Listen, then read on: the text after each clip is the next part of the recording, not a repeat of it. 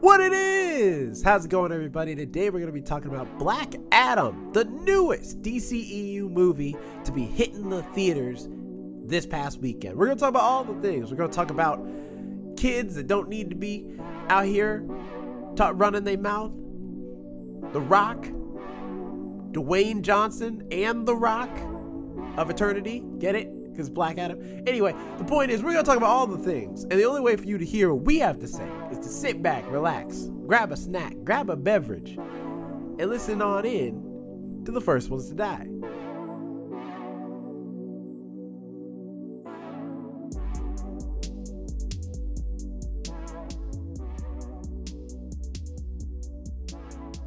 How's it going, everybody? Welcome to yet another episode of the First Ones to Die podcast. I am your host, Jerome, joined by my awesome co-host, Alex. Alex, how you doing? I am good. I'm excited. My energy level is not meeting my excitement, but it's there. It is there. That's all I got. Currently, you may realize we are missing one Jonathan Keys. That's because he is doing a show right now. I'm sure he's doing a great job as we are doing this recording. Cheddar is chasing laser beams back there. You don't need to narrate everything we do on video. So Jonathan will be back next week. For those who will be missing him for this recording. But today, we're reviewing Black Adam. The newest DC movie to come out, being led by one Dwayne "The Rock" Johnson. This has been a long time coming. This man's been working on this film for 15 years. So it's been a long time. Alex, what did you think before you I know we don't normally do this when we do our reviews, but did you have any excitement to watch this movie before it came out? Not really. I think the whole fad of the superhero thing is kind of dying. Also, The Rock's movies, he's funny in them. He's enjoyable to watch, and I feel like he always does a really good job with whatever character he's given. He's one of those actors you can definitely tell put a lot of effort into his work and his acting, even when it's characters that are kind of dumb, like from the Fast and the Furious, Hobbs. Or is he Bob? It's a stupid character, but he does really, you can tell he's putting his all into it. He's very professional. So knowing that he also really, wanted to do this film for so long, I was expected to be, it's got the Ryan Reynolds Deadpool feel going on to it, where you're like, this character isn't horrible, but it's not the best, but it's like, you can tell the actor loves it. So it's done well. As a movie as a whole, it's okay. I'll also read the description. I realized I didn't do that. For really quick for listeners and viewers, Jerome is also sick. Hence the choppy way we are doing this. But go read the description. Yeah, I am. I'm not rocking 100%, but I'm drinking out my Hogwarts mug right now. You haven't even seen Harry Potter. Maybe not, but you bought this mug, so it's your fault that I have it. Probably. Yes. Oh, yeah, that's Christmas. So, and I'm drinking tea right now, and so we're gonna keep going, keep this rolling, gravy train rolling. The description for Black Adam is nearly 5,000 years after he was bestowed with the almighty powers of the Egyptian gods and imprisoned just as quickly, Black Adam is freed from his earthly tomb, ready to unleash his unique form of justice on the modern world. I thought the trailers for this movie looked pretty good, actually. I was kind of excited to watch this film. I thought it looked pretty interesting. It looked pretty cool. I didn't have a lot of faith beforehand because I don't. Dwayne "The Rock" Johnson has never impressed me as a villain. And I know Black Adam, currently in the comics, he is like an anti-hero kind of figure. But there was a long time where he was just a villain. Just straight up Shazam's main bad guy. And I think he was supposed to be in Shazam too, but Dwayne Johnson didn't want to do that, I think, or something along those lines. So they didn't end up doing that. But as far as giving Black Adam his own movie, I wasn't sure how that was going to work. But But I have to say, it's actually pretty cool. I'm gonna try and do this as best I can while still being very nice to my WB/DC friends. Not that this movie's bad; it's not bad. But I think there is some elements that I don't think work as well as others. I will say Dwayne The Rock Johnson, he was working for me. I liked him as Black Adam. I thought he was actually pretty good as the character. He doesn't fall in that camp of being too cheesy. Like he plays it very straight. And I think that works really well, especially given Black Adam's character in the comics. Also, the JSA, it's cool to see them in this movie. I just wish they had more members from the actual JSA, and two, I wish they were like more impactful. They feel like they're kind of just here just to fight Black Adam, but they don't really do much else outside of that, except for Hawkman and Dr. Fate. So I really wish they had used the JSA a little bit stronger in the plot.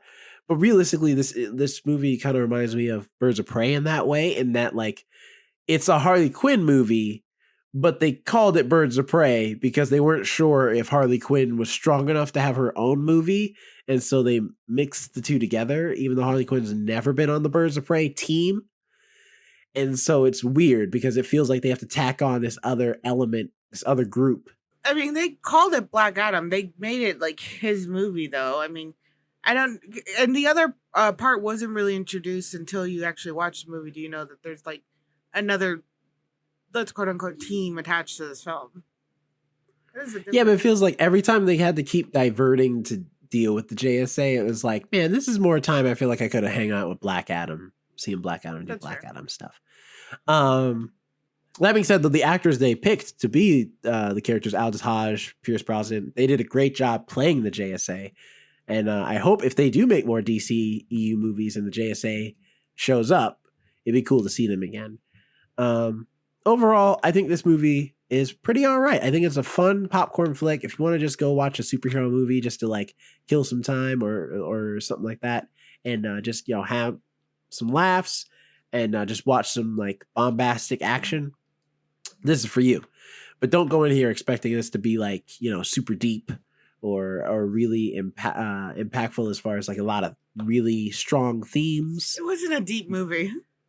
Yeah, this movie is just here to watch one dude who's really super powerful beat up a lot of other people and zap them and all that stuff. Destroy a lot of buildings. Destroy a lot of buildings. Yeah, that's all you'll get. I've not seen one of our reviews. How this works is, now you've just heard our general thoughts. Now we're about to get into spoilers. So if you're, haven't seen Black Adam yet this weekend and you don't want the movie spoiled for you, go ahead and pause this, go watch Black Adam, then come back and watch the rest or listen to the rest on Spotify or Apple Podcasts, Google Podcasts, wherever you listen to the podcast at, or on the YouTube channel. So you have been fair warned. We're going to get into the nitty gritty, into the spoilers of Black Adam. Alex, I'll let you go first so I can wipe my nose. Thank you for that. Go ahead. Good. So the movie does start off, back in like 2600 BC, I believe, with I forgot what the king's name was. And that's kind of where you learn Black Adam's history, how he was previously a slave back in Egyptian time. Was it Egypt he was in? Yeah, it's Kahndaq is the nation, which is a fictional nation from the comics, but technically I remember DC doesn't, it'd be like Egypt. DC doesn't do like real places. They do. It's just sometimes they make up. Well, they do have more made up places than the real places. Like Marvel uses real cities. So it does start there, which I will say visually it is very pretty. I like how they did it. Usually when they do DC flashbacks or, the backstory before the movie, it's also very dark and like hard to see. But this one actually has appropriate lighting. I will give it to DC. Lately, their movies have been actually appropriate lighting, and I can actually see everything, which is... Well, that's how Zack Snyder's not directing them. Can't say anything bad about Zack Snyder right now. He's still going through shit. Um, I mean, I'm just saying that's not his aesthetic. He doesn't do the bright colors. He doesn't like he that likes you the can see the muted color movies. palette. That you can see anything. He doesn't like his audience to be able to actually see the film, so it's less critiquing. You know, you can't. I'll have you know, can't argue Legends of the about that. Guardians of Ga'Hoole, his owl movie that not enough people have seen apparently, is because it doesn't even have a Rotten Tomato score because that's how little people have seen it. I'm sorry. Your defense for Zack Snyder is that movie's good. It's his best movie he's ever made, and I will stand by that. All right, it's a good movie. The Guardians of Ga'Hoole. Yes, that's your okay. Yes, and if you haven't seen it, it's good. It's a good movie. The Guardians of Ga'Hoole is your defense, Zack Snyder. I don't even know what. He did a great job directing that movie, and it's very bright and colorful. You can see everything, and the owls look great. It's all animated. That's why. That's exactly the reason you can see stuff. Point is, Black Adam, even though it had some muted colors, it was still very able to see everything. It was very pretty, all the gold. Even though, so Black Adam's son was killed by the Pharaoh, right? And he was gifted the powers of the. Is it the gods of Shazam or like what is Shazam? So what the hell? So it's weird because they make it the gods of Egypt.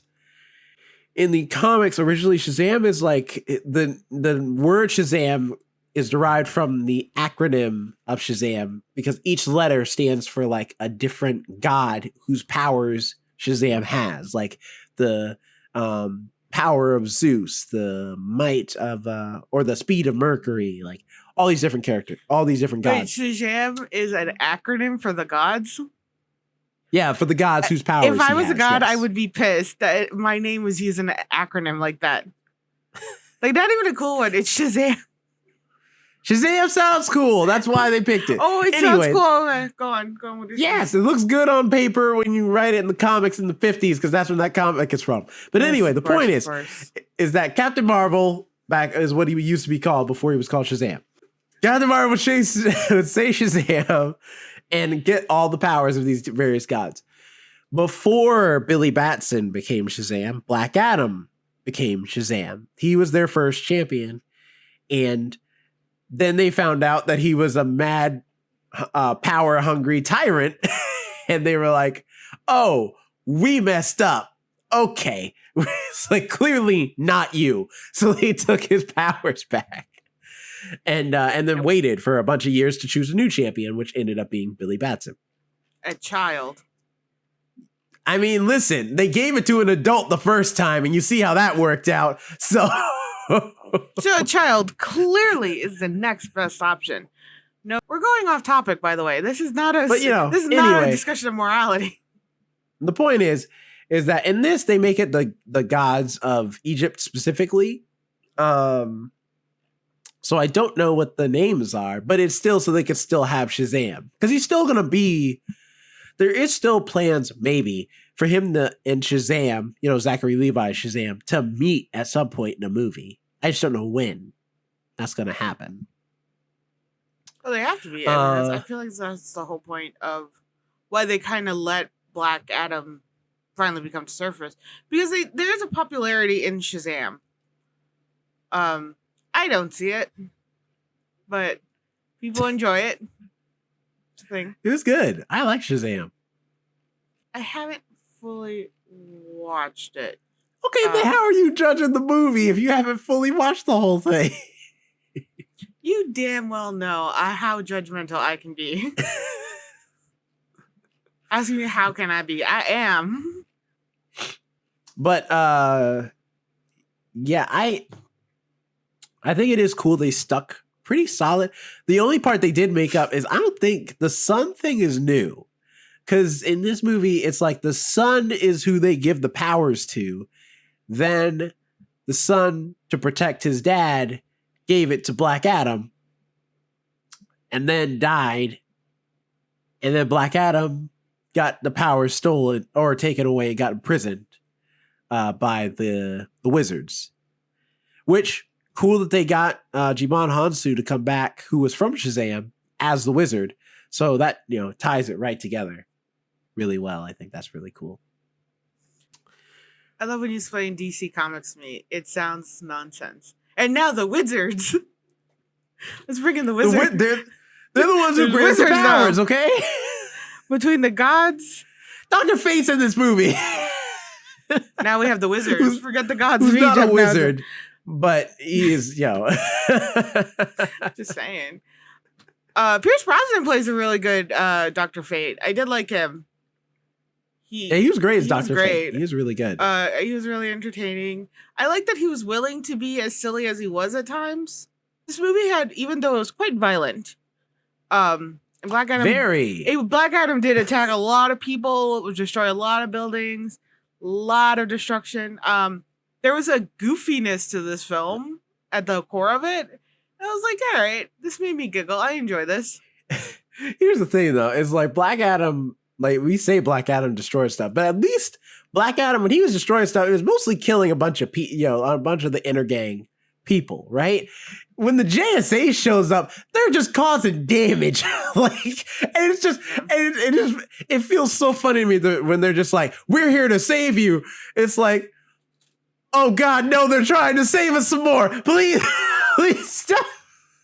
Because when Atom Smasher lands and he's just growing big and he's just destroyed, I'm like, look here, man, you need to stop.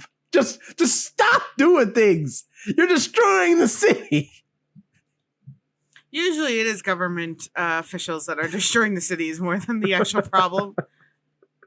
But yeah, no, I can say that when they came in, they did Black Adam, at least when he lands in an open area. He's not landing on anything or anybody. Like, they would just come in and like sideswipe somebody with their van. They would totally do that. It's just Hawkman out here killing. It's just they were doing so much damage, except Cyclone. She was all right, I guess. But everybody else, and Dr. Fate. Dr. Fate. But that's because he could teleport. Yeah, Dr. Fate, surprisingly, I did not see him. I don't think I saw him really do that much damage. No, I'm trying to think about it.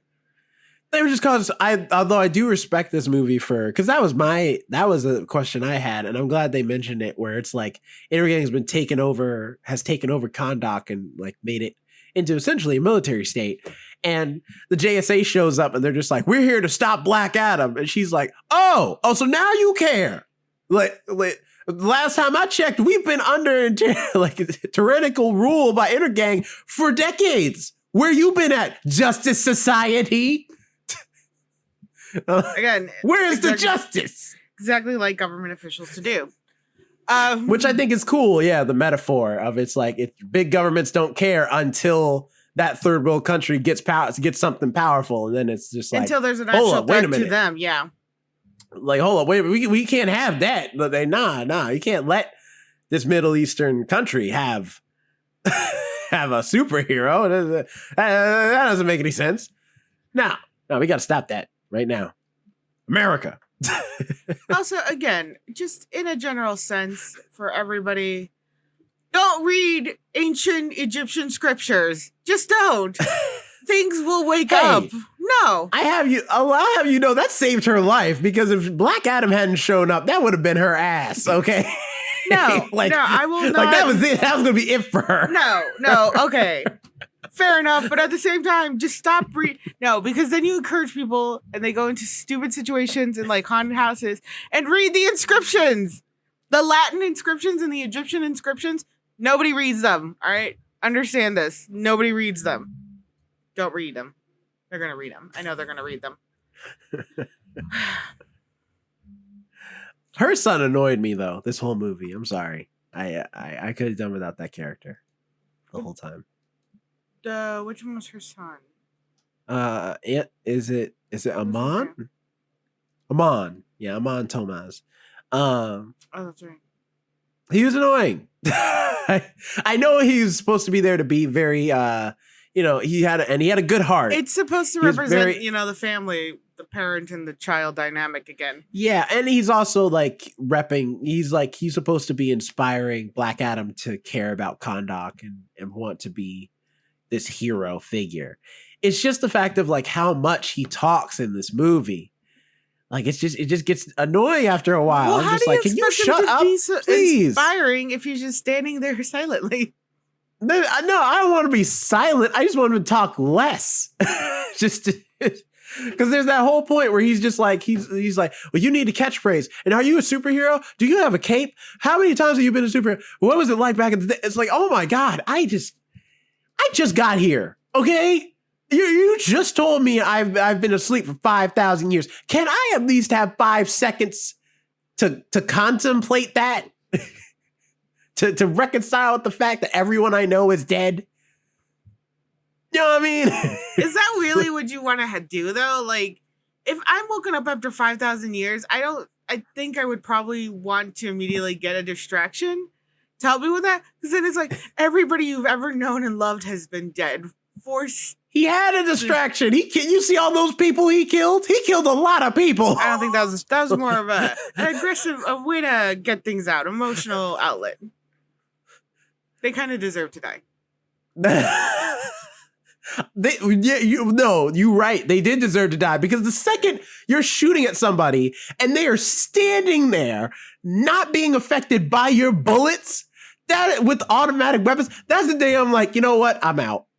Like, clearly, he is not bothered at all that we are shooting him. I'm leaving. Because that's scary. Tyler Hoechlin, Superman, was in Supergirl. This was like way at the beginning when the shows were still good. When he first was introduced as Superman for the TV version, by the way, I love him. There was a scene in that episode where he comes up and they're shooting at him. And he walks right up to them and then they punch him in the face and the guy breaks his hand. And he's like, I never understood. If the gun doesn't work, why do you think the punching will? And that's I kind of have, I always, every time I see a superhero film now, I always have that scene in my head when I see all these people like, well, let's shoot at them. Okay, now run up to them and hit them with a stick because the stick is gonna work. The metal baseball bat worked perfectly because the gun didn't. That's it. They figured it out. And I always think that, yeah, you're right, because he doesn't even like rush after. He does the slow like walk too. So it's like you are seeing it as he gets closer, visually bouncing off of him, and you're just like, oh no, it's fine. We can take him. I think they need to do something with that in movies or shows and stop it now. They've got to at this point. Like, there's got to be a movie where they're just like, I'm leaving. I'm out. I mean, they kind of did it in Iron Man 3. There's a scene like that.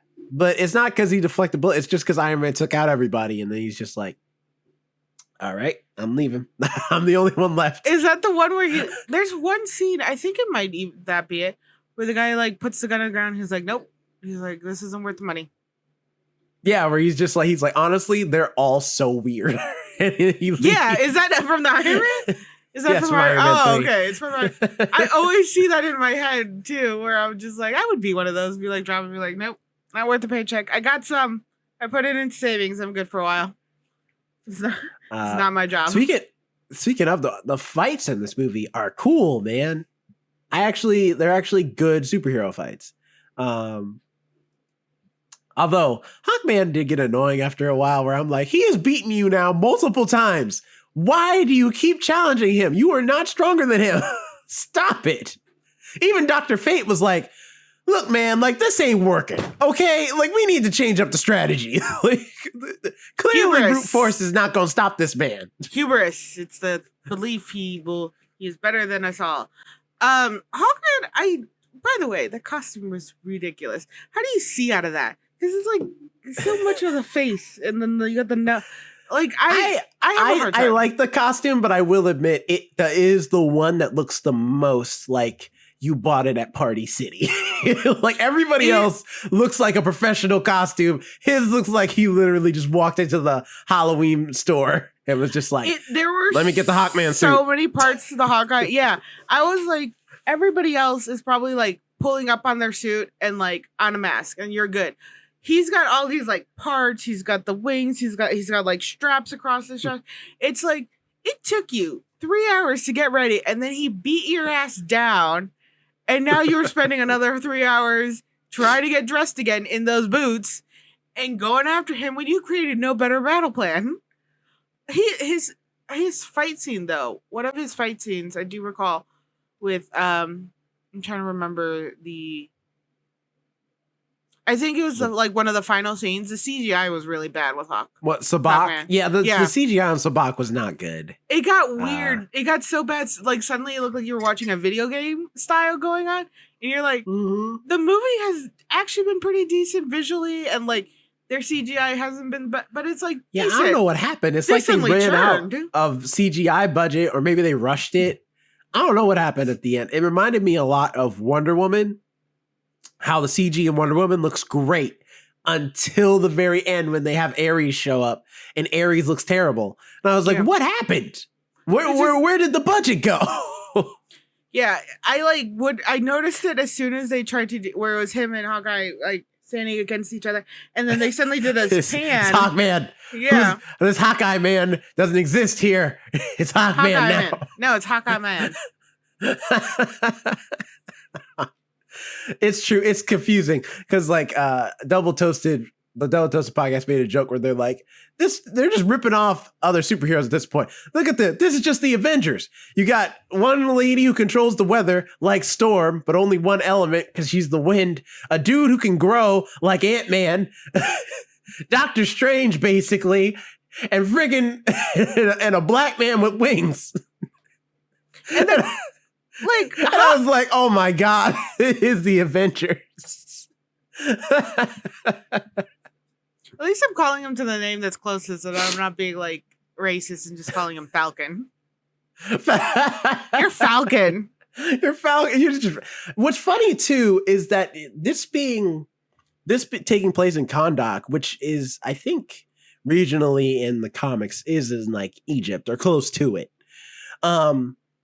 It is interesting that they have both Hawkman and Dr. Fate in this movie, both characters who get their powers from Egypt. Well, Hawkman is actually an alien, but technically he's like tied to Egyptian culture in the comics.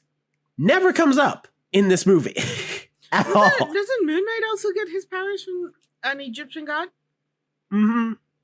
Yeah, but he's Marvel. He's a different character entirely. I was like, is everybody just hanging out in Egypt? But it's just weird that they don't really tie in, because Hawkman especially, he's like been reincarnated multiple times. That's his big thing, is that Carter Hall, Hawkman, has been multiple people. Does he still end up like Hawkman, or does he just like reincarnate? Well, it's mainly so that they can reboot Hawkman, because Hawk Girl is the same way. They've rebooted those two characters a lot in different forms. Sometimes they have, because Thanagarians, which is their race of people who are just Hawk people. Just Hawk people. That's just they are. You say it like it's a fucking normal. They're just Hawk people. They're Birdman from Rick and Morty. Birdman. More or less, they are born with. They have like natural wings. They're born with wings. Okay. But depending on the version, because there have been versions of Hawkman and Hawkgirl who have like artificial wings. They're like robot wings, or built, or they got them some other way. Sometimes they're just born that way because they're just born natural Thanagarians. I don't know which one this movie's going with. They do mention Nth Metal, which is from Thanagar. So I'm just going to assume it's Carter Hall, who's the Thanagarian. But it's just, I feel like there's like if you're going to use two characters that are so close to Egyptian ties in a movie about a character who's close to Egyptian ties, it's weird that they don't bring that up at all. Not that it takes anything away from the movie. It's just something I thought of in my head, being a comic book nerd. That is a comic book nerd style. Dr. Fate, though, I wish they had done more with him to help differentiate him from Doctor Strange, because I think a lot of people will watch this movie and immediately just think, oh, he's Doctor Strange, but gold and blue. And in my head, I'm like, but he's not, though. I will say the character's less dry than Doctor Strange's character. Dr. Fate, the hold on. Kenton Nelson, the Yeah, actual Kent Nelson. the actual man of the character. He's funny. He's like more more approachable in a way where Doctor Strange still has the air of like arrogance and annoyance, and it's just like you must be fun at parties to talk to. Well, that's what makes Doctor Strange Doctor Strange, is that he's, even though his hands haven't been fixed and he learns the lesson of like, it's not all about him in the mystic arts. He still has that arrogance it's still all about him. He still has the arrogance about him where he's like, yeah, but I'm Doctor Strange. I'm still great though. I am the master of the mystic arts. I am Sorcerer Supreme. That's literally my title. I am great. Right. But I'm saying like Ken Nelson doesn't have that air. Like, you're willing to actually teach me something. So I like vibe with that more.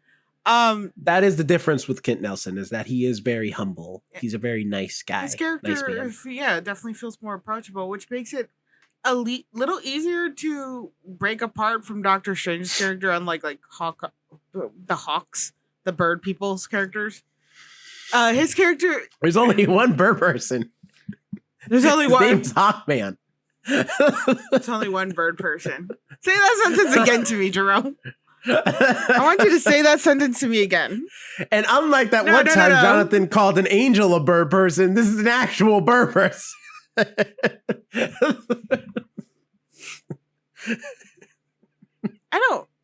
don't know why I'm doing here anymore. With either of you. And Jonathan's not wrong. I mean, angels technically are bird people. I mean, they're born with the wings.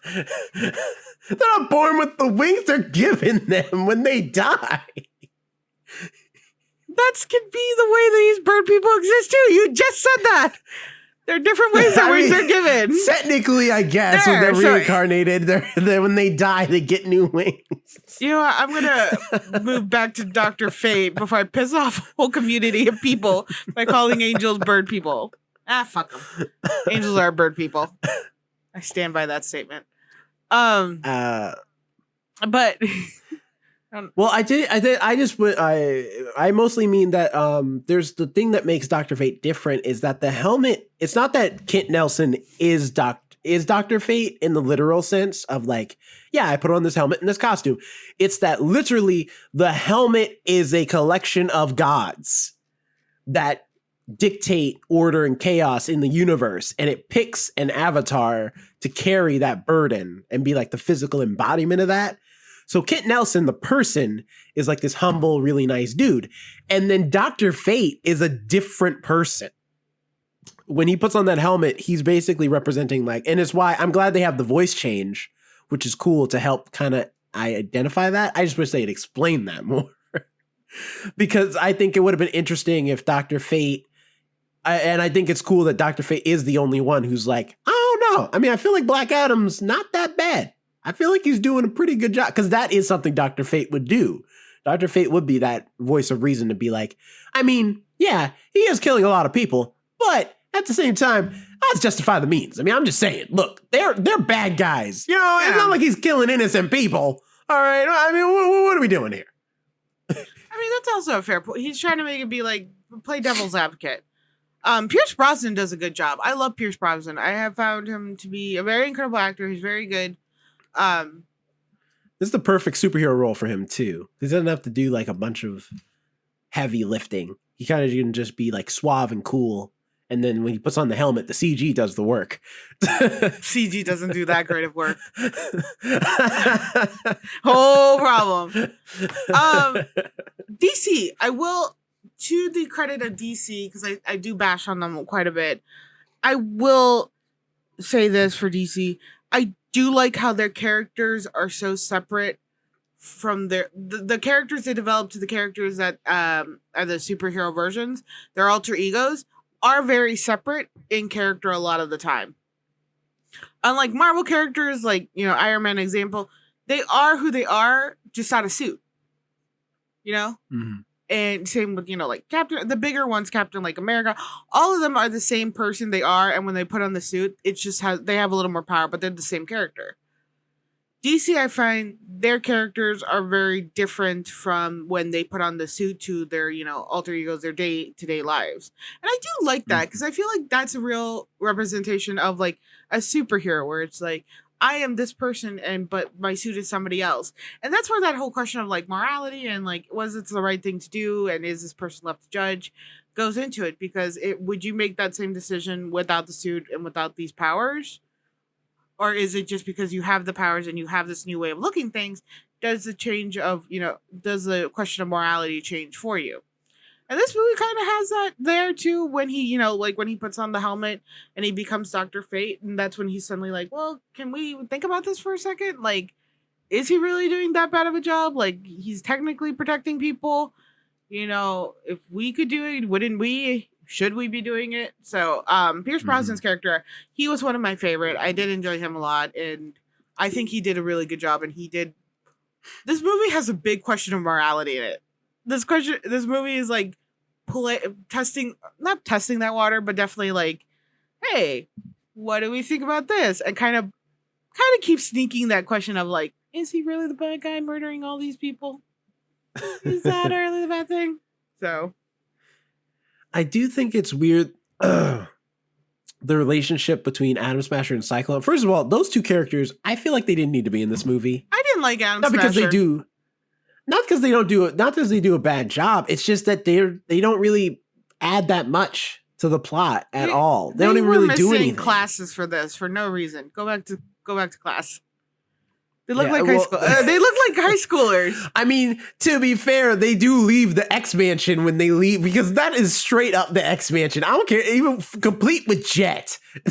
It's like they even have the jet too, and it looks exactly like the X. Go back to Marvel right now. All right, go back to Marvel. We'll talk about this later. Which I think is so weird because I'm like, the Justice Society has a lair, and it's not a mansion. They have a location. But anyway, what does it look like? Adams, I forget because I haven't read a lot of JSA. But it's essentially because the JSA was like the Justice League before the Justice League. Like they made the Justice Society of America, and then I don't know why, because I don't know all of the DC Comics history, but eventually they made the Justice League of America, and that became like the super team. But they still wanted to keep the Justice Society of America. So it just got all topsy-turvy. That's a whole other thing. But I just don't feel like that because they also try to maybe play this idea of maybe Atom Smasher and Cyclone like developing a slight relationship. And I'm like, why? Neither of them are the main character of this movie. I don't need to see like I'm not invested in those two becoming friends, let alone anything more than friends. I paid such little attention to them. I don't think I have a real I don't have grounds to talk about them. I paid such little attention to those two. Atom Smasher, you're right. I just kept thinking, I'm like, well, are you smashing atoms? Oh no, you're just growing big and small. I'm like, that's Ant-Man. That's Ant-Man. I did think that because I was like, okay, Atom Smasher, yeah, like he's smashing destruction. My mind was destruction, and after viewing this movie, I kept going, destruction. Nope. I mean, technically everything is made of atoms, so he does smash atoms, just, in a more literal sense, not in a very molecular sense. I want to sit here right now in silence and have you think about that. No, we're taking a second. Everybody quiet. Think about what you said. Anyway, the point is, my girlfriend, she thought he kept reminding her of Deadpool too. And I get where she was thinking about that because I wonder if they added him to be because they don't have a comedic relief character in this movie, really. He's it. But I'm like, yeah, but he's not very funny. He's not. I didn't know that was they didn't really give him a lot to. They didn't really give a lot of funny lines for him to say that were really funny. I laughed more at Pierce Brosnan's one-liners. He was like, yeah, really? I was like, hey. I didn't know that scene alone. When Black Adam drops those two guys and then Hawkman catches him and brings him back. He's like, I told you no killing. And Black Adam's like, I mean, they look alive to me. And Dr. Fate feels like that person who's like, friends with both people, but they're beefing, so he's trying to keep them together. And he's just like, I mean, he has a point. It's like, shut up, Dr. Fate. Okay? Ain't nobody ask you a goddamn thing. I am talking to this man. I think that's why I like him, because I do shit like that. I'm like, well, he's not wrong. It's like, you're not helping the situation. But I'm like, but they're not wrong. Because you could tell Carter was just like, whose side are you on? Okay? You are my friend. Mine. Not his. Look, we're friends, but I'm just saying, he's not entirely wrong. They're still breathing. You caught them. You can feel their pulses. There's no death. So I didn't know that's the whole point of like Adam Smasher's character, who's what was his real name? Oh, the actor? No, Al Rothstein? Yeah, Rothstein. Mm-hmm. Which I don't know much about Adam Smasher. That's a character in the comics I've never really dived into. Same with Cyclone. Like, I don't know much about either of those characters. But I know they are characters. They've existed for a long time. She can control the wind. Yep, pretty much. That's it. Why Cyclone? Because, cyclones have wind. Wind and water. Why not just Twister? Twister is all wind. Twister was probably taken, and also, that's a board game, all right? Every time she says her name, people will just like think to themselves, Twister, the hot spot game. That's a board game? Yes. No. Yes. Okay, no, it's not a board game. That's a game you put on the floor and you do that. Virtually. No, it's not a board game. No. I know we've had questions about morality and the violence of this film, but I'm going to stop that right here with this. This is a firm no. Twister is not a board game. There's plastic you put on the floor and you roll around. Speaking of violence in this movie, it is I will say they cut it close, because there are a few deaths in here. I'm like, God dang, that was brutal. At least it wasn't bloody. It was not bloody. No, I think that's how they got away with it. But there's times where, the man put a grenade in a dude's mouth, and even though he got to take it out of his mouth, I'm like, the implication alone that he was going to let that man's head explode in the worst way says a lot. Yeah, they did. They did do that. They were just a lot of moments where, when he lets the guys go and they're literally falling to their deaths before Hawkman catches them. And you're like, they were going to go splat. I've always said that, though. I'm just like, Superman would be much more effective if he at least made people think that he could kill them. Because I'm like, exactly. It's just like, oh no, they'll talk. Here, I'll show you. I will kill, like which one of y'all, like the first person to tell me the truth gets to live. Oh, no? Okay. And then kill one to make an example. Okay. So now you got literally 2 seconds, and then, or I'll kill you too. It's just like. But that is literally Superman's whole thing of not killing. No, then he would, like, as in Superman's case, he would pretend to drop them and then he'd catch them at the last minute because he's that fast. But I'm just saying, Batman does it all the time. Batman does that to everybody. Yeah, but again, and he gets results. He gets answers. I love Batman. There's a scene from the cartoon version I just watched recently with Batman and Green Lantern. And Green Lantern's like taunting him, being like, you're nothing without that suit. They're in like the sewer or something. And Batman's like, well, you're nothing without your ring. He's like, what are you talking about? And Batman just holds up his ring like this. He's like, this one. Yeah, he takes it from him. And then Green Lantern's like, give that back. He's like, don't do that again. He's like, don't fuck with me again. I love that he's like, you won't do that again. He's like, yeah, if I don't want to. He's like, no, I can. I could do it again if I really wanted to. Believe Batman is a superhero, and I'll die on that hill. But I do like the dryness that is Batman. That's a like a superhero, anti-hero, whatever he is, that I can relate to a lot. It's just a dry ass humor where I'm just like, yeah, let's see what happens then. But Superman would never do anything like that. He's literally he's like the lawful good, that whole like, what box do you fall in? Yeah, he's the embodiment of justice. What would Black Adam fall into? He's not lawful at all. Chaotic neutral. Is he chaotic neutral though? Yeah, he's very chaotic neutral. Well, this Black Adam for sure is chaotic neutral. He's like, he does what he wants. If he wanted to, be evil, he could do that. But he still tries to be weirdly good. too. That's Well, why I'm that's because like, he's being played by The Rock. The Rock is not that's why I going was to like, let him it feels like make chaotic it good. evil. The Rock should be evil one day. Like I think he would do a lot better as a villain than he's willing to admit. I mean, he technically is a villain in Fast and Furious 5. Kind of. I don't know what the fuck's going on in Fast and Furious anymore.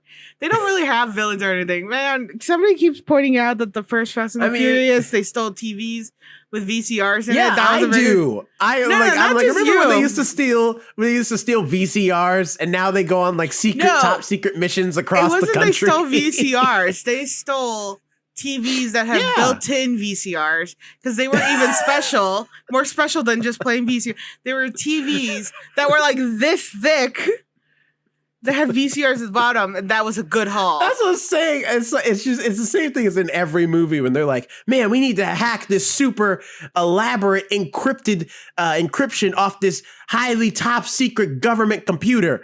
What are we gonna do? Don't worry, guys. I know a mechanic. I'm like, okay, good for you. If we need our oil changed, we'll call. But in the meantime, who's going to help us with this government official computer?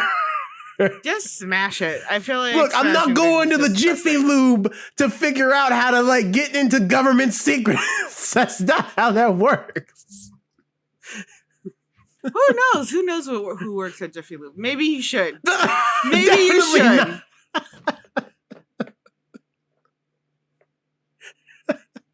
Going down to the auto zone real quick. You can get all the secrets of the Pentagon.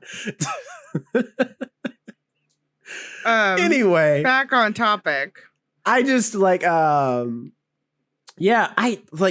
do think this movie is a bit long, and it's mainly because of the Sabak plot. Because here's the thing: I think if they were going to do the JSA versus Black Adam, you have your villain or antagonist, I guess, because they're not bad guys, but you have your antagonist. You build it up, have this really epic fight, and then you have this epic fight at the end with the JSA being like, look, Black Adam, regardless, we're taking you down. And then when they captured him at the end, like literally when he surrenders and they're like, and he says Shazam, and they take him in, I was like, oh, wow, we're at the end of the movie already? That was quick. Okay, cool. They're going to take him away. And then it's like, but then... Then they have, what's his name? Ishmael in hell doing the Sabak thing. I was like, there's still more movie left? I honestly forgot. Because Sabak is a character. He is a Shazam villain. But it's just the thing where I'm just like, I honestly forgot. I could be satisfied, honestly, with us just ending right here. The day is saved. Black Adam is still around.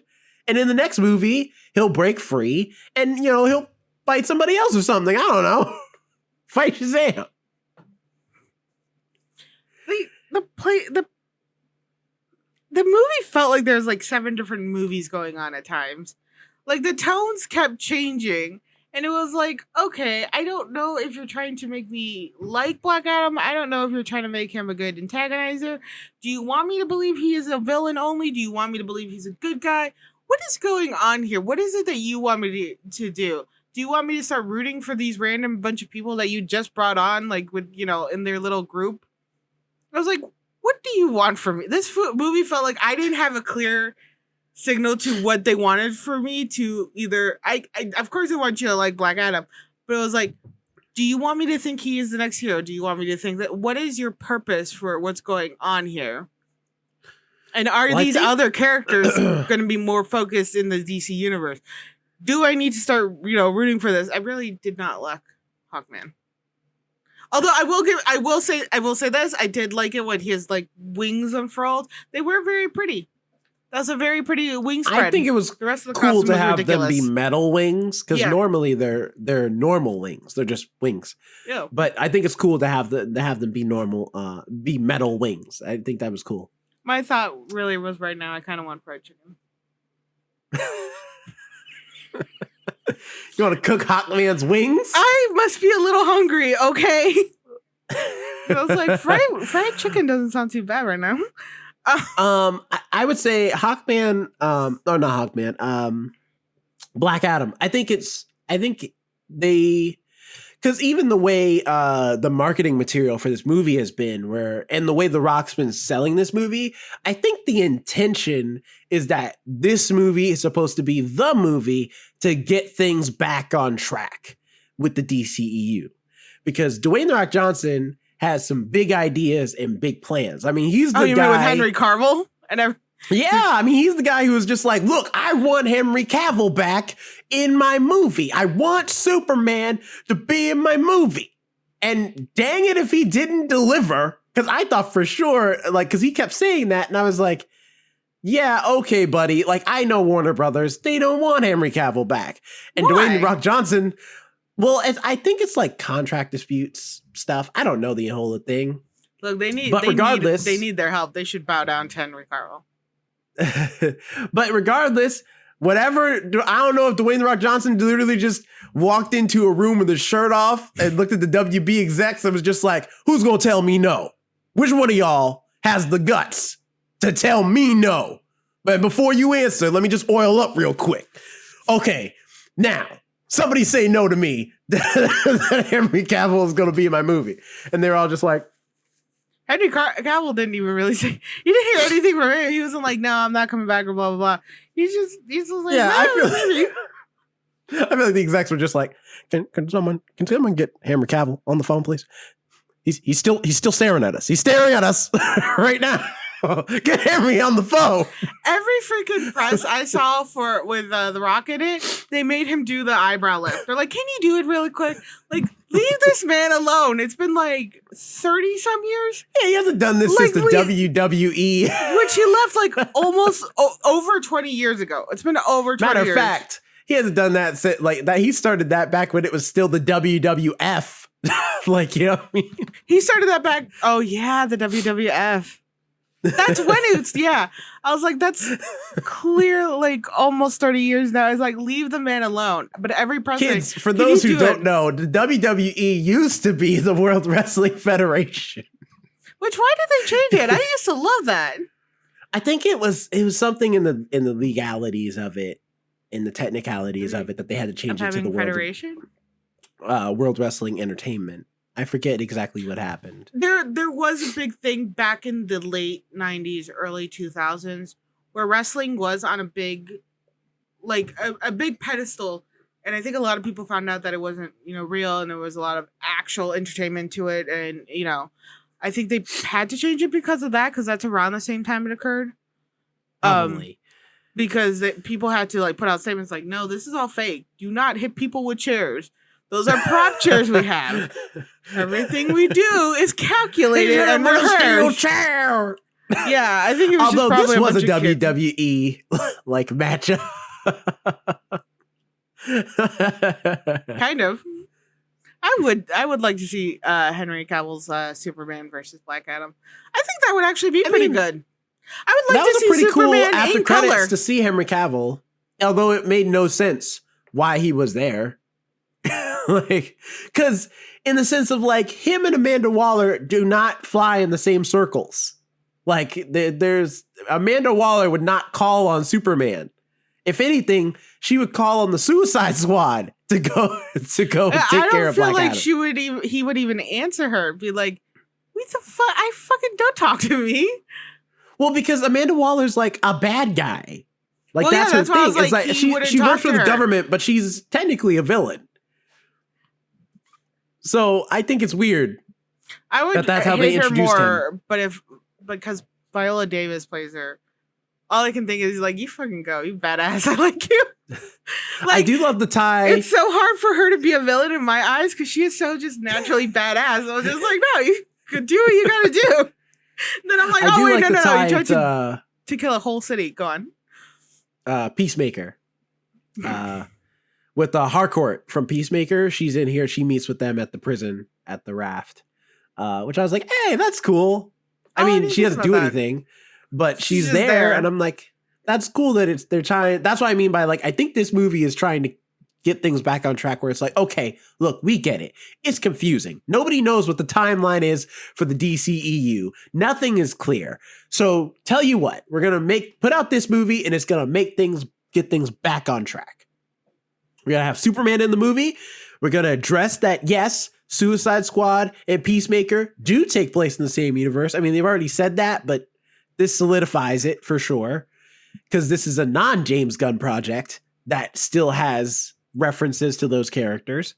Although it is weird to me that they have all the comic books and action figures they have in this universe are just the action figures and posters and everything we have in our world. Where I'm like, yeah, in our world, they're fictional characters. There have been multiple versions of these characters drawn and written about and in movies or whatever. So that would make sense. In their world, there's only one version of those characters. So why do you have costumes and posters and everything that don't look like the heroes that exist in that universe?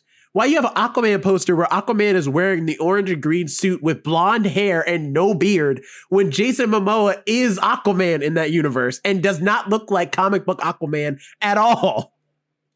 Maybe they're trying to slowly replace Jason Momoa's character. They're like, nobody will notice if we put like another version of him up. They're like, sorry, Jason. It's that, listen, the minute you divorced Lisa Bonet is the day we decided you weren't going to be Aquaman anymore. So I feel like that's not a real reason. That's the reason we're going with. I just love the photos of the red carpet where Jason Momoa just like creeps up on every fucking person. There's this giant, like 7-foot Samoan man just is like creeping up on like all these other people. It's like, they can see your shadow before you come, sir. Like, your shadow is taller than most people. I'm surprised that, I'm sure Dwayne The Rock Johnson wants to fight the Justice League as Black Adam, because that'd be fun. And Black Adam is, like, he can go to toe-to-toe with Superman, because Superman's weakness is magic, and that's where Black Adam gets his powers from. That makes sense. So the two of them can go toe-to-toe and be damn near evenly matched. Wait, I thought the whole point of Superman, I was being facetious before, but I thought the whole point of Superman was that his only weakness is like kryptonite, that he's like... It was until the comic book writers realized, man, we need more weaknesses for Superman. So magic. So magic bring on the wizards. A new the wizards, of course. Let's add the wizards. Because that's his weakness. Kryptonite, but then it was like, I don't know, man. What else we got? Okay, how about he can't see through lead? Okay, sure. Let's add that. What else we got? He also gets his powers from the sun, but if the sun's red, then he has no powers. Okay, cool. We'll add that too. What else? Magic. All right. Okay. Are those things? Those are all legit weaknesses of Superman too, by the way. I need to have a discussion with you either before. This is not about Black Adam. This is now about Superman. I have questions. I need like a forum night. I need other comic book nerds. I have questions. There's a lot of them about what was that. First of all, isn't he an alien? Why would our sun affect him so much? Well, the idea is that the reason Krypton, because on Krypton, same with none of the other Kryptonians can fly and stuff, right? The reason why is because by the time like Krypton was about to be destroyed, our sun is yellow, giving off yellow sun radiation because it's fresh, it's new, it's still like lively. When a sun is about to die, it becomes red before it becomes a supernova. Their sun was red. So that's why Kryptonians didn't have powers when Krypton was still around before the planet blew up. So if you can get Superman in a place where he's under red sun solar radiation, hypothetically, he would be just a normal man. He would have no powers. He can't fly, he can't do anything. So that one, scientifically, you can explain. Does not. The lead thing, I don't know why. You'll have to ask somebody else.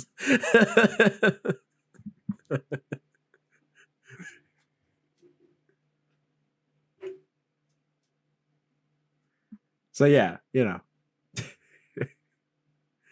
Also, magic, I don't know why that one came from either. Because of wizards.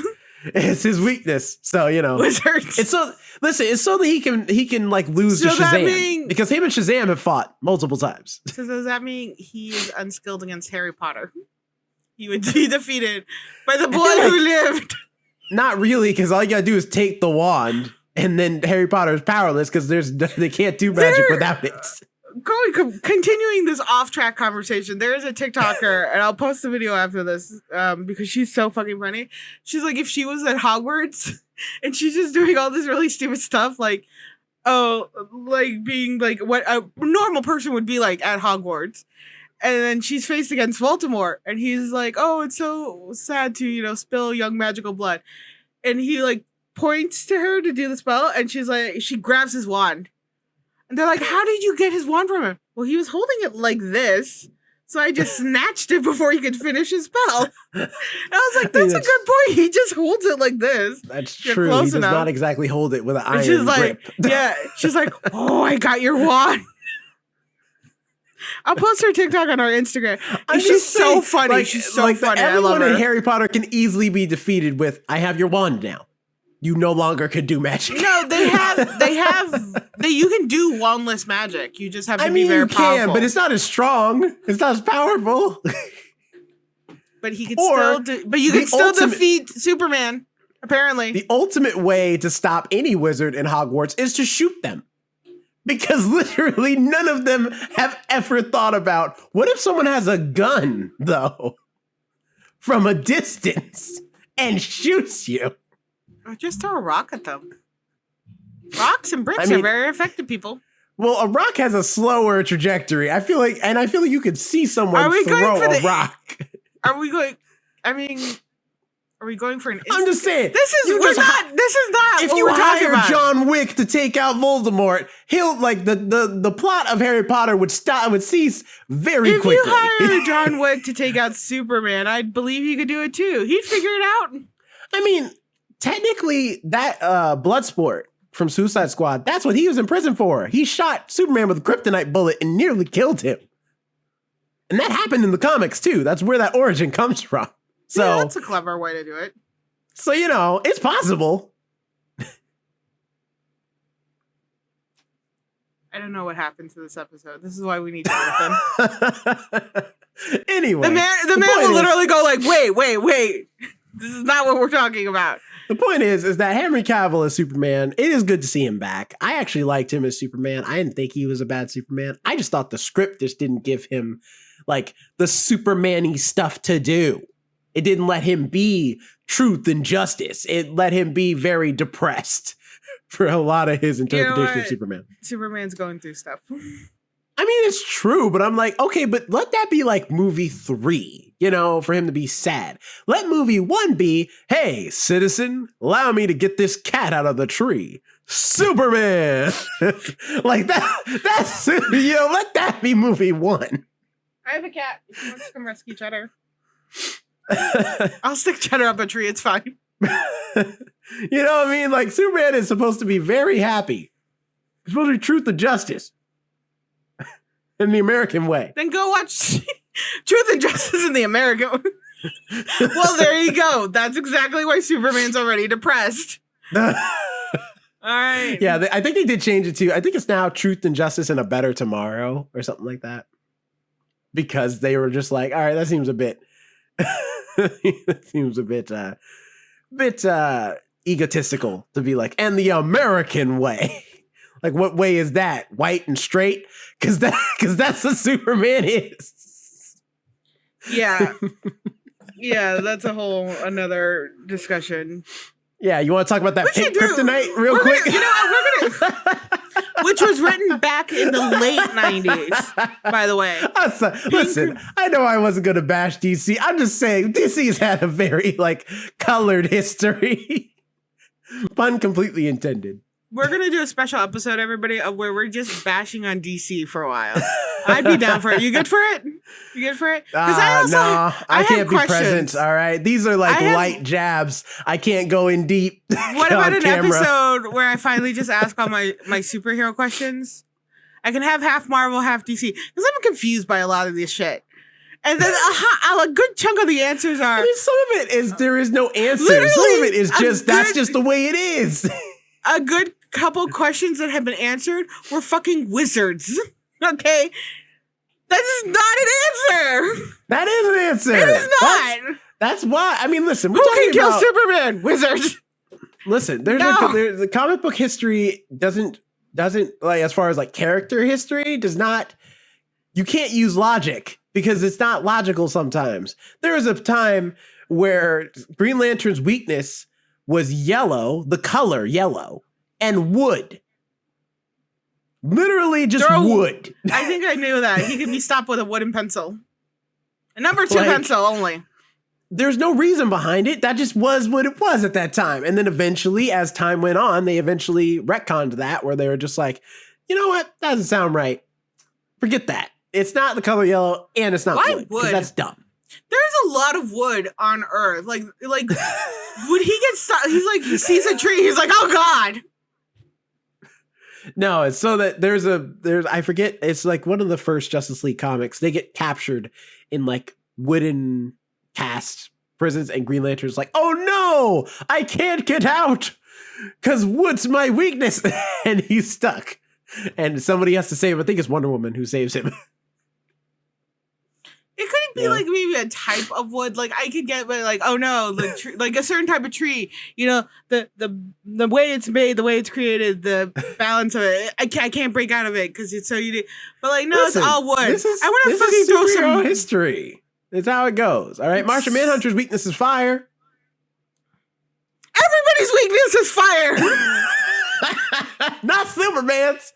Superman's immune to fire. No, his weakness is wizards. I don't know what's going on anymore. What are your final thoughts on this film? I think we need to go there. Well, here's a question. Do you want to see Black Adam come back? Like after watching this movie? Because if this is supposed to be like the one to kind of steer the DCEU back on track, because we are getting, you know, another Shazam movie. Flash movie still coming out because DC's like, look, we spent like, or Warner Brothers rather is like, we spent way too much money. We cannot not put this movie out. I don't know what they think is going to happen when they release it.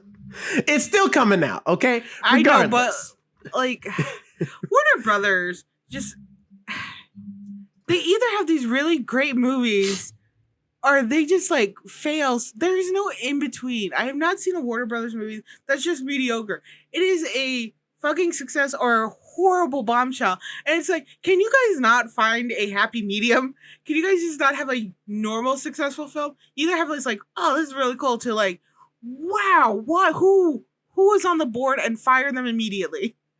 Now, mind you, I'm out here just like poking at the bear because I do like Warner Brothers and their movies. They are straight up 50-50 me. They are straight up 50. Yeah, but I do like what they do. They make some pretty cool stuff. I am not contractually obligated to say that. I legitimately do. No, it's not suspicious at all that you went on a tour, worked with DC for the initiative thing, everything. No, of course not. Of course not. I'm just nobody's saying, thinking that at all, Jerome. Nobody's thinking that at all. All right. First of all, Warner Brothers and DC Comics are two separate companies. I love DC. Not anymore. Warner Brothers has made some questionable decisions, but I will admit that they make some cool stuff. But at the same time, they also got Aquaman 2 eventually coming out at some point too. So it's like they're still going forward with the DCEU movies. So I think, do you want to see Black Adam maybe be like the new center point? At least for a while, until they can figure out what they're going to do with like Superman, Batman, Wonder Woman, like, you know, the all-stars. They got to figure out how to calm their fucking actors is what they got to do. But that's a whole nother time that that will lead to a whole nother rant. I can see Black Adam as being the center antagonist for everything, because he could definitely, because one of the big things with at least Superman's character is that he wants to save them before he risks, you know, putting them in prison or putting them away or something like that. And I could see this like moral battle going on between the people who are like, oh, we just need to destroy him and get rid of him. And other people are like on Superman's side, like, no. he's been through a lot. We understand him as superheroes, the loss and the love we felt for the people and how the people have taken that back from us too. Um, so I could see him being as a center point for a lot of characters and trying to the battle that would infuse over him and how he's creating this destruction because he was only exposed to that area. He has not been exposed yet to the entire world and kind of what's going on and what's happening, everywhere else. So he could see other parts of the world and be like, well, this might be easier if it comes under my rule again, and and that placement. So I think almost like they'll develop a plan for him, which could lead into everybody uniting and being like, hey, you need to work with us or like bad things are going to happen. But other characters being like, no, bad things already happened. We need to just like get you out. Which I'm curious if that's why, like, because they don't have him rule Kahndaq at the end of this movie like he does in the comics. Because in the comics, he does. He rules Kahndaq. He does. It implies that he destroys the throne, and he's like, and it implies that he's just gonna live there. Like he's gonna be their champion, but he's not gonna be the ruler of Kahndaq as much as it's just like he's gonna defend them and like be their protector. But I think that's interesting because I'm like, and maybe it's because Black Panther, they don't want it to relate too much to Black Panther because Black Adam is a lot like Black Panther in the comics, where Black Panther, he's the king of Wakanda, but he's also the protector of Wakanda. And so like a lot of times in the comics and in the movies, they kind of establish this too. Whenever stuff is going down in the Marvel universe in general, they'll go to T'Challa and be like, T'Challa, we need you. And he's often like, does anything of what you're dealing with have anything to do with Wakanda? Because if it don't, no. Like, I'm not going to help you. Because I got to look out for my people first and foremost. And Black Adam's the same way. And that he's fair. Like, if anything's happening in the DC universe, he's like, does that affect Kahndaq in any way? Because if it don't, I'm not getting involved. Because this is my country. These are the people I actually care about. Everything else, you're on your own. Did you see the posters came out for Black Panther, the Wakanda Forever?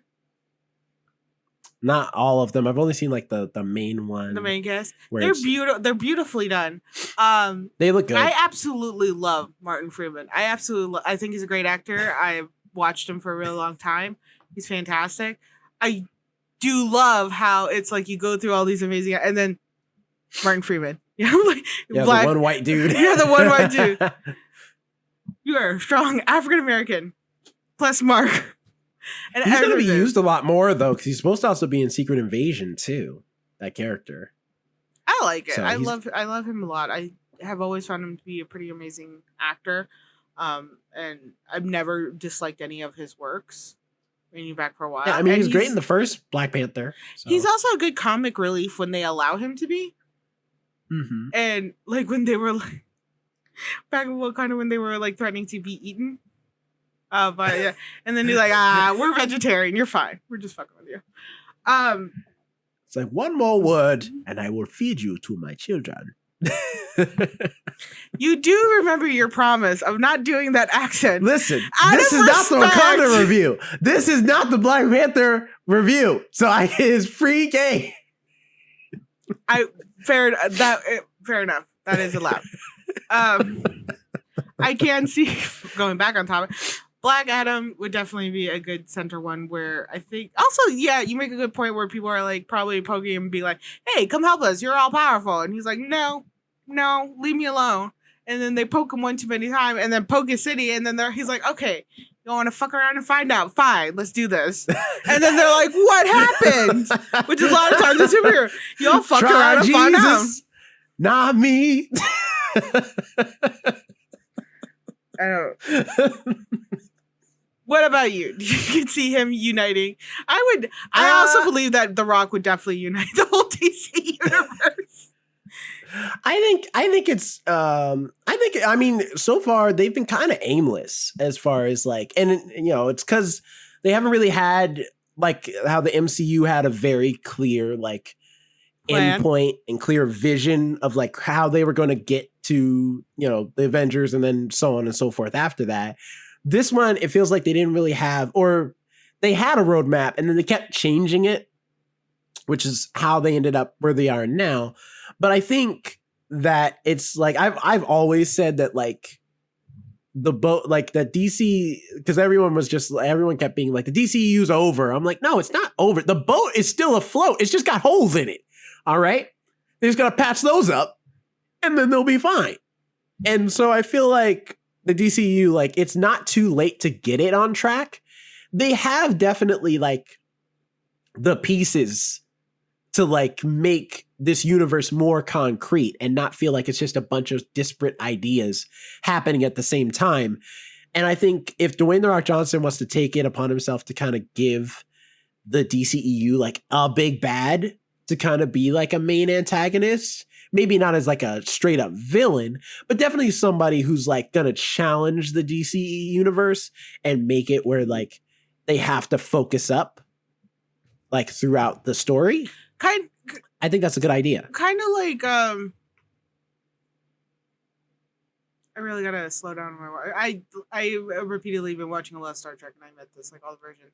My brain went to like Khan, where like Khan was like, well, at least in the newer version, in the remakes, where he's like, you should have left me sleeping. He's like, I'm a bad guy, yeah, but also if you had left me the fuck alone, none of this would have happened. And I feel like that's kind of what they will do with Black Adam, where he's like, yeah, like I can be villainous, but like leave me alone. And then they're gonna do something that involves him or his city, and it's like you all should have just left me alone, but you kept poking in, thinking like with Amanda's character, where she's gonna be like, well, you're vital to me. It's like, no, I'm not vital to anybody. I'm just going to kill everybody.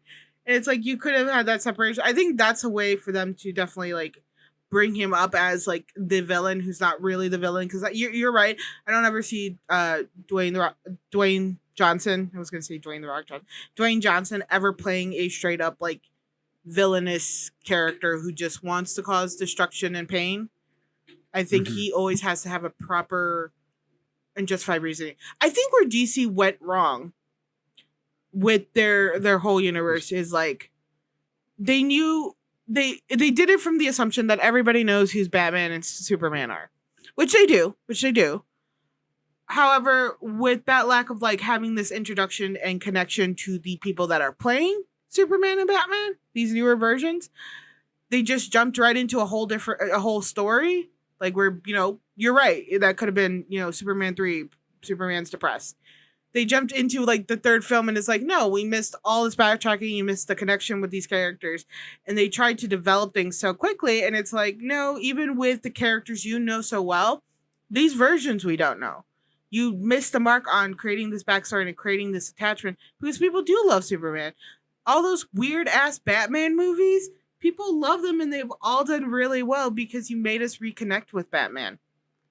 Don't like Batman, but I will say he is a very complex and well written character, and they missed the mark when they did with Ben Affleck's Batman. I mean, I really like the Batman with Robert Pattinson. Two things with Robert Pattinson so much because they showed this like the vulnerability immediately, and they're like, I'm still creating this person. I wonder what Batman they would bring into play.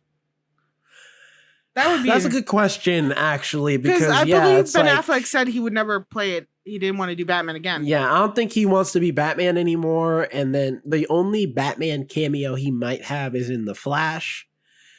And then I think also Michael Keaton Batman is in The Flash too. And then also, why is he? You got Robert Pattinson Batman, who's in like a whole other universe by himself, and they're doing a Joker sequel. I don't know if they're going to introduce Batman in that movie, and I'm sure it's going to be a different person. So it's like I don't get Jared Leto again. Are you seeing? As Batman? No, it's Joker. No, Joker sequel for Joaquin Phoenix's Joker. No, I know, but I'm saying if they're going to introduce a Joker back into this reality, it better not be whatever the fuck that Joker was. I mean, they probably will, because he is the Joker of this universe,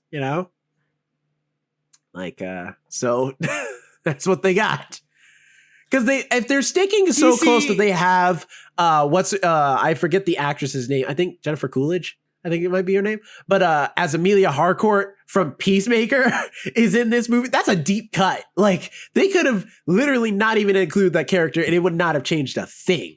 If they're going to be that dedicated to get that deep cut, I feel like they'll be dedicated enough to just get Jared Leto to be Joker again.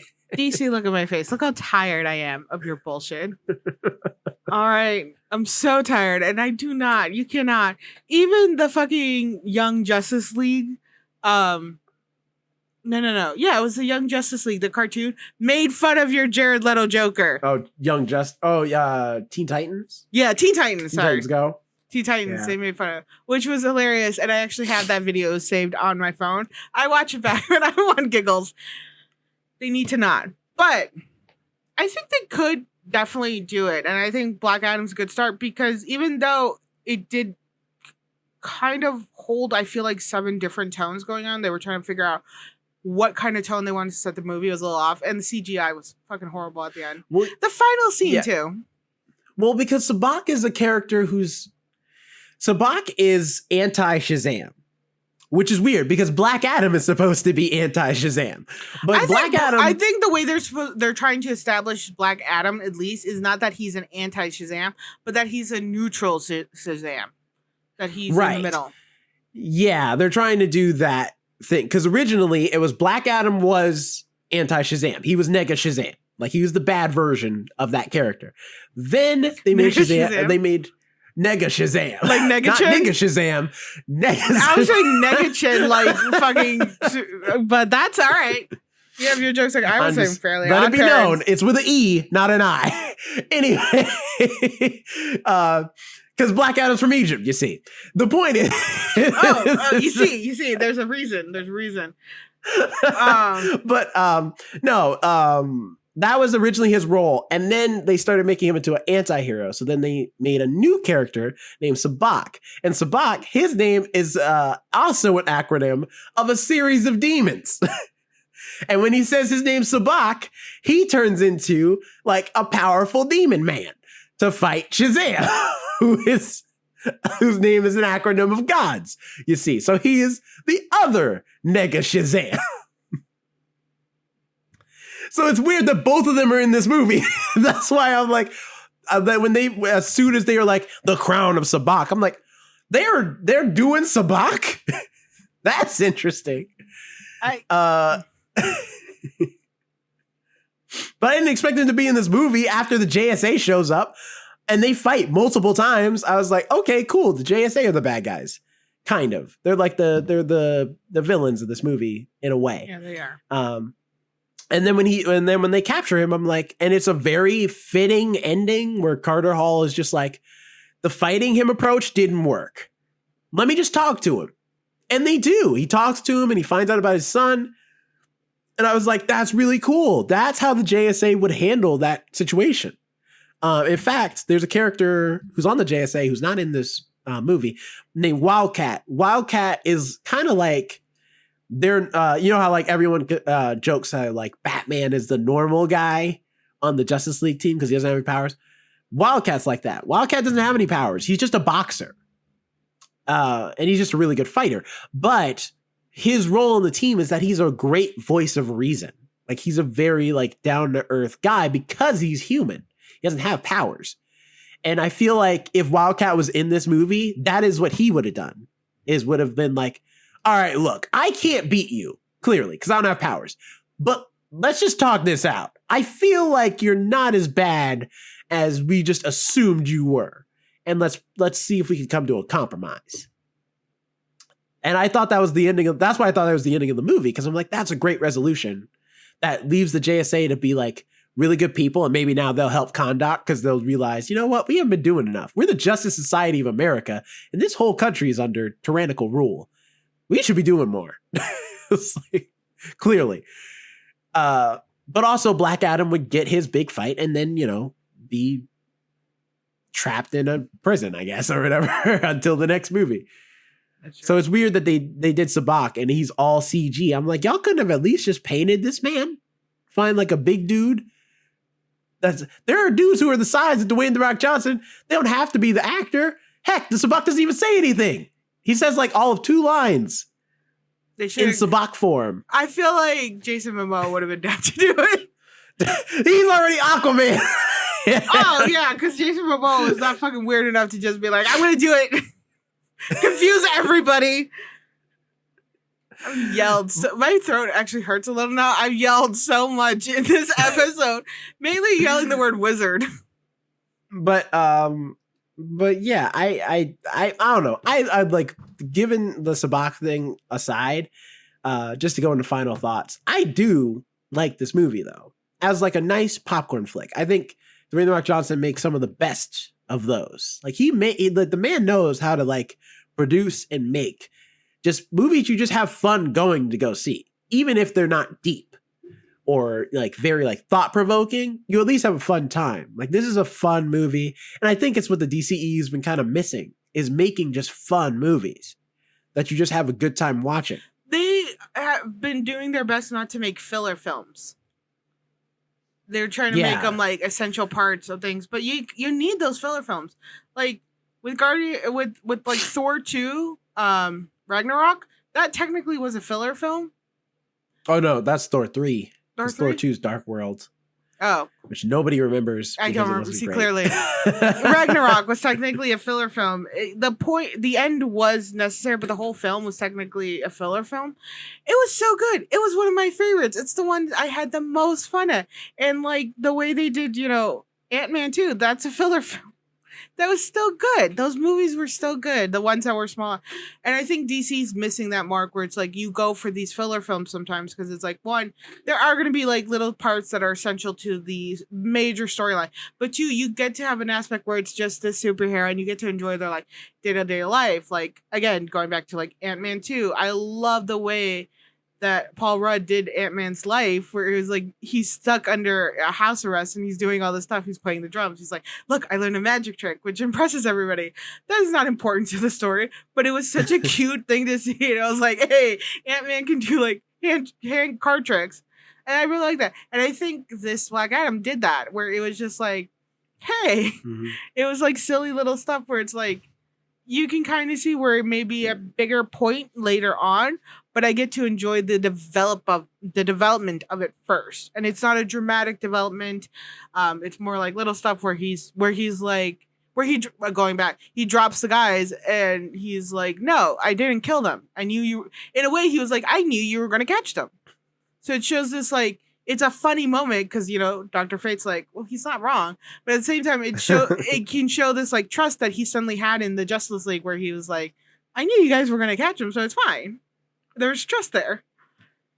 So I think DC missed on the mark and they trying not to do these filler films, but they are, one, enjoyable, and two, they have the tiny little things that make up the whole thing eventually. Yeah, because they were trying to go too big too fast, I think. Of like trying to get to the team up movie, but it's like, you don't have to do that. Like, you guys have got characters who've existed since the 40s and that people still love to this day. Like, yes, is it like as we mentioned before, like in this episode, like, yes, they've all had weird histories, weird powers, weird weaknesses, whatever. But at the end of the day, people still love these characters. Like, people still love Superman. People still love Batman, Wonder Woman, Green Lantern, all of them. So it's like, you don't have to rush. Take your time. Like, I know in a business sense, I get where they were thinking, because they're like, we have to compete with our competitor who's out here making billions upon billions of dollars. But I'm like, in the logistical standpoint, it's like, but you're not there yet. People know they established before they did the team up, and because they knew. People don't know, people know who Iron Man is, but they don't know who he is. Like, they know Iron Man is a character that exists in a comic book. They don't know who Tony Stark is or where he comes from or any of that stuff. So we got to establish that, like, first and foremost. Same thing with Captain America. People know Captain America. They don't know who Steve Rogers is. They don't know, like, that there's where his history is and that he got the super soldier serum and that's where his powers come from. They don't know all that stuff. So we got to establish that. DC, they have the luxury for Superman and Batman that they don't have to explain that stuff. But you gotta kind of explain Wonder Woman. Not everybody knows her backstory. Not everybody knows Green Lantern's backstory. Like, you gotta explain those characters also first. changed Batman. They like have a designated like Batman's parents were killed. He went on revenge and all this stuff. But there's also been changes to it of the way he has grown up. Like with Gotham, he hadn't started his training. He was still a kid. He was still learning this stuff. And then he slowly becomes the arrogant adult. And then eventually it's like, all right, you're going to become an arrogant person. You got to learn to fight because you're going to get your ass kicked a lot, money or not. With Batman Dark Knight Rises, he like disappears for like years to do this training in like the wilderness. It doesn't show like what it originally showed in the comics or even what it mentions in like DC TV's shows with what's his name? The guy who trains, or am I thinking of something else? I might be switching things. Well, in the Dark Knight trilogy, yeah, Ra's al Ghul trains him. Yeah, but it's not even like the real like Ra's al Ghul that you see and like the way it's presented because he trains like his own like army basically. He has his own island in ways, and it's like this one he's training Batman alone in like a frozen tundra. Which that's like a different story because in the comics, Batman gets trained by different masters. He just travels the world using his resources to learn from different martial arts masters. Which makes it makes so much more sense when you see his different fighting style. So I think they had made this assumption that Batman's story, Superman's story, but like they have given at least Batman so many different versions of how he's trained to how he's developed that people have their own like thought now process. Mine, I didn't really like the Dark Knight series. It was okay. I think it was really well done. And, rest in peace, Heath Ledger. His Joker, I find, is one of the best. But I didn't really care for those movies. I did like Gotham. Now it's just, here and there I watch it. I won't lie. I like that Batman's less of a character in that show. And it's more focused on Gordon. It was good until they just started, like, they got impatient. They're like... Well, because at first I was like, okay, that makes sense. Cobblepot would be around because because by the time Batman meets him, he's old. He's established. So it's like, okay, cool. We get to see how Cobblepot became a crime kingpin. Like, okay, it makes sense that like some of the other characters. But then when they were like, and Joker's here, and Catwoman, and Riddler. Catwoman makes sense. The Riddler one, not so much, because that would make him much older than he was when he was fighting Batman. And also, Scarecrow's already developed. And it's like, wait, no. Yeah. Scarecrow was developing his shit before while Batman was already at his height. But now Scarecrow would have been established and his everything. Like, they made him everything's done. And it's like, well, no, Scarecrow the whole thing was that it happened during Batman's time. Yeah, but so that's what I'm saying. They did a lot of the characters that would have okay, based off this logic, he's beating up the elderly at this point. Pretty much. I mean, he becomes Batman. I think like 12 at the time of the show starting. So it's like all these people are in their 30s. So that means like he's fighting people in their 50s and 60s. Like, dude. I love the idea. It's like, tell me where the bomb is, Riddler. Where's that, Sonny? Just noon Batman. But Batman, no. He can't hear you. That's why. But that's what I'm saying, though. Batman. They're not riddles. He's just trying to figure out what you're saying to him. Batman. He's got dementia. All right. This is brutal. Right. We really take it back to the old folks home. We do really need a wrap up time. It's true. We do. We again need Jonathan. My final grade for this movie, let's just jump straight to that. Let's just keep jumping. My final grade for this movie was like a B-. I was entertained. I enjoyed it. I like Dwayne Johnson, Pierce Brosnan. They were my favorite parts of this film.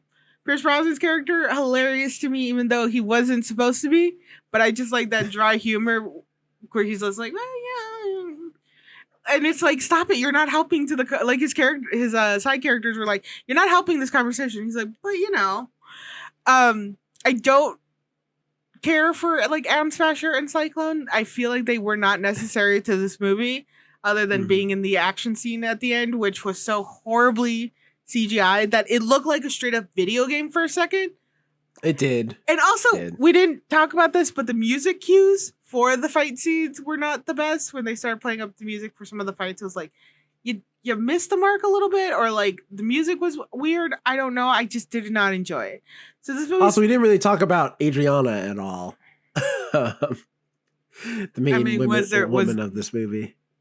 I mean, she was an archaeologist. I don't trust archaeologists. Y'all sticking your nose in places where it doesn't belong. All right, and then try to. Is this coming from the Mummy? Because I'm about to say, how many archaeologists in real life do you know? I actually know 2. Okay, which is weird. I tend to get into a lot of arguments with them. They're like not bad people. They're cool. I doubt they listen to this podcast, so fuck them. But they're like okay. They don't really do they do more archival stuff because a lot of archaeologists actually don't go on digs. It's very rare. They actually do. That's what I'm saying. Because movie archaeologists are not real archaeologists. No, yeah, they do a lot of archival work and like look. They people bring them back and they're looking at them really there.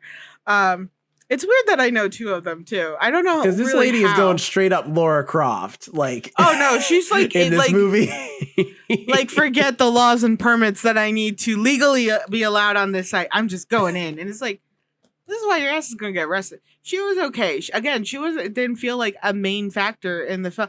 A lot of the times, a lot of these characters felt like you weren't necessary to the story, other than she awoke in Black Adam by reading Ancient Egyptian. And again, do not read Ancient Egyptian or Ancient Latin. I don't care what you say. All right, that's how you summon demons, like Shabbat. Listen. And sometimes I use summon superheroes, or I guess neutral heroes, like like Black Adam. It worked out.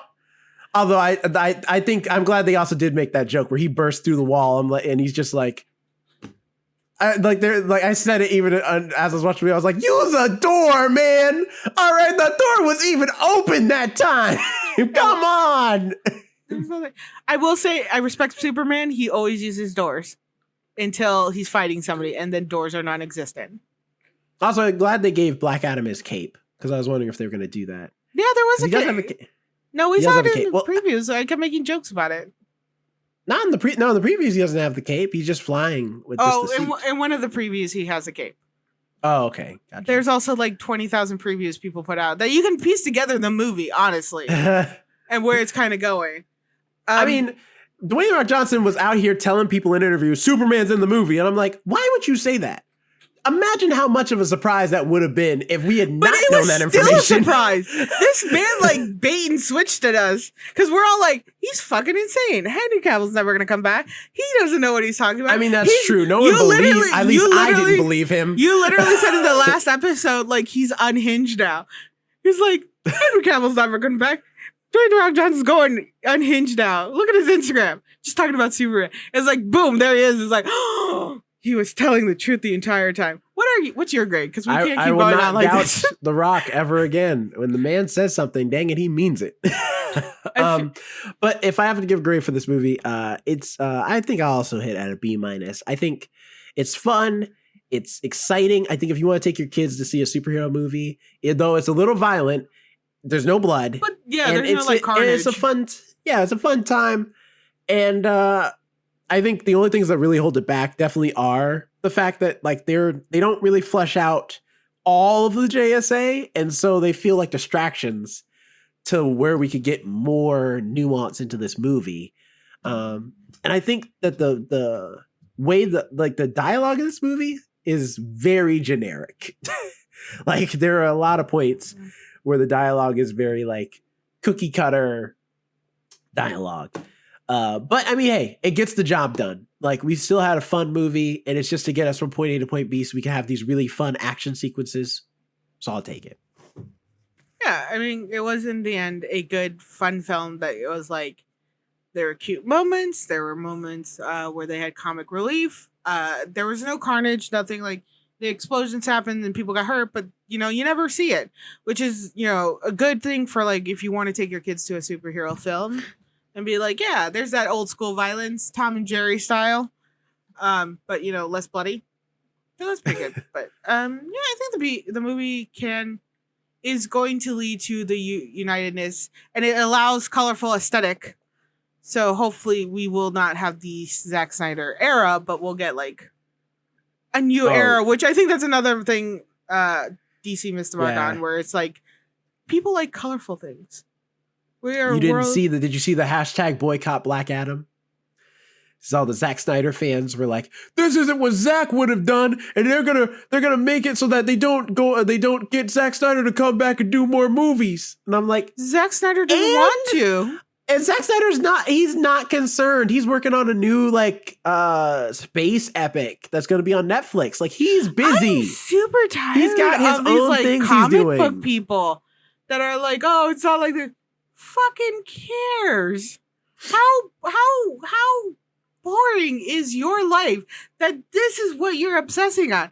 How little is going on in your life that you're like on the internet being like, boycott Black Adam because of Zack Snyder because it's not his film. Like, fucking get a life. Go touch some grass. I don't know. Go talk to another human being that isn't online. That's all you got to do. Literally, you would just first start is just go touch some grass. That is a thing where people are like, oh, people are on the internet chronically. I have never believed it more than I do nowadays with the way people want to boycott certain films. It's like, shut up. Shut up. You have nothing else going on in your life.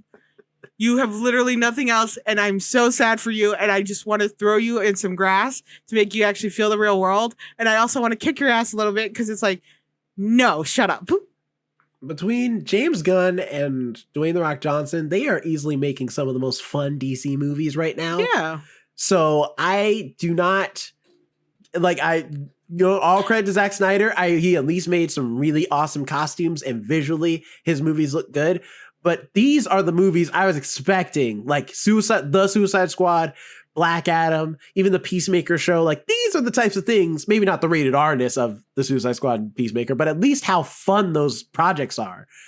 Those are the types of things I was expecting DC to come out the gate with anyway. And I'm glad that's the direction they're going. Just visually, I have, literally saying I have very bad eyesight, and I mentioned this. Zack Snyder's movies are so visually dark, I have a hard time watching them. So I'm happy that they're getting colorful. I'm happy that I'm able to actually use different spectrums of light to enjoy the movie. And that's Suicide Squad is bright as hell. Like, it there's is just color. There are times pouring out of the DVD. I had to well, I think when we saw the Batman, I had to have you be like, you gotta tell me because it's dark, but like there's flashing lights. Yeah, the Batman was dark. Batman was dark. Like, you can't see shit. It was so dark. Did you see the jokes of people being like comparing the Batman movies where it's like Michael Keaton, full light, then it's Dark Knight, pretty dark. The Batman, super dark. Next Batman movie is just a pitch black square because you can't see 45 anything. minutes of the film I couldn't watch because of all the flashing lights, and I had to be like this, and I'll be like, you have to tell me when it's over. I hate when they do that in films, but like a good couple of times I have to miss these like fight scenes. When they have fight scenes in clubs, man, they want those flashing like strobe lights. Yeah, and then I gotta look away because I'm like, it's gonna trigger a migraine, and then I'm in bed for 2 days drooling on myself. It's not fun for me. And on that note, socials. Alex, where can people find you to check on you, make sure you're not drooling? Do they really want to find me? I mean, honestly, what are we doing here with DC? Find me on the podcast TikTok, The First Ones to Die, where I post little clips of us shouting at each other, as well as little things I do throughout the day because I am bored, and previews of what will be coming up soon, such as Monster House we will be reviewing soon because I've never seen it. It's going to be our special Halloween episode. Super excited for it. Apparently it's a sin that I've never seen it, but I've seen the previews. I mean, I wouldn't say it's a sin. I would just say it's a good movie. The way everybody acts. You think me not seeing certain childhood films, it might explain the way I am. But so thanks for watching. Tune in next week when we talk about Monster House for Halloween. Spooky, scary skeleton season. That's right. Have a good night. Bye.